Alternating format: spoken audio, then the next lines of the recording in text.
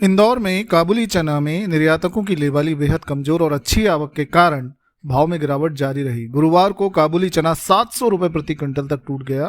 Container में काबुली चना घटकर 40-42 12,800, 42-44 12,600, 44-46 12,400, 58-60 10,200 रुपए प्रति क्विंटल के भाव बोले गए।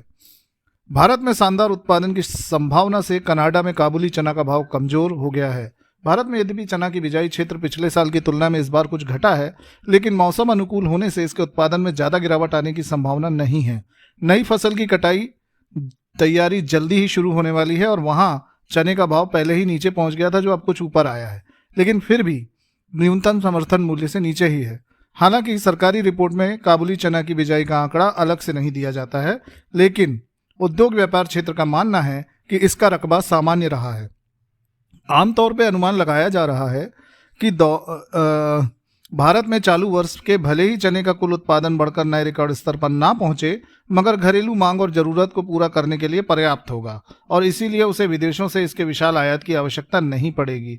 इसके फलस्वरूप चना काबुली सहित के वैश्विक बाजार में अप्रत्याशित तेजी आने की संभावना क्षीण पड़ गई है। एशिया के कई देशों में आर्थिक स्थिति डामाडोल होने से वहां काबुली चना एवं देसी चना का आयात प्रभावित होने की संभावना है।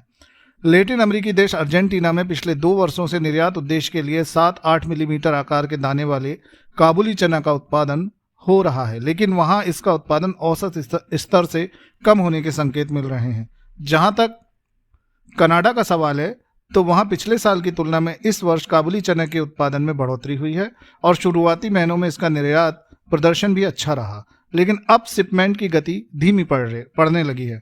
कुछ समय पूर्व वहां एक वर्ल्ड फूड टेंडर जारी हुआ था, लेकिन बाद में इसे रोक दिया गया और उत्पादक इसके खुलने की प्रतीक्षा कर रहे हैं।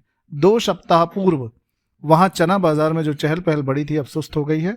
पश्चिमी कनाडा की मंडियों में नंबर 2 क्वालिटी के मोटे बड़े काबुली चने का भाव 53 से 54 सेंट प्रति पौंड पर स्थिर बना हुआ है, जबकि आगामी नई फसल के लिए इसके अग्रिम अनुबंध का मूल्य 45 सेंट प्रति पौंड बताया जा रहा है।